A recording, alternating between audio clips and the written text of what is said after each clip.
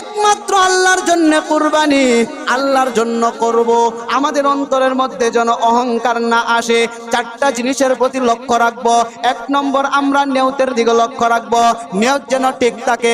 2 নম্বর হলো হালাল টাকা, টাকা যেন হালাল হয়। 3 নম্বর হলো শরীআ মোতাবেক যেন আমার কুরবানিটা হয়। 4 নম্বর হলো অহংকার মুক্ত যেন কুরবানি হয়।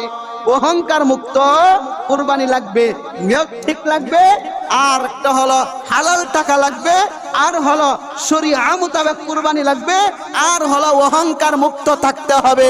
এই চারটার মধ্যে আমাদের ভিতরে কার কোনটা আছে আমরা কানার মনে মনে জানা আছে না নাই? আমার জানা আছে। আমি জানি আমি কের জন্য করতেছি কুরবানি। আমাদের অধিকাংশই এরকম দেখা যায় যে গোশত খাওয়ার লোভে আমরা কুরবানি করি। ওয়াজিব হইছে না, এরপরে ওয়াজিব বানাই। আমরা টাকা হাওলাত কইরা হইলেও আমরা একটা জন্তু কিনি, ক্রয় করি কুরবানি করার নিয়তে।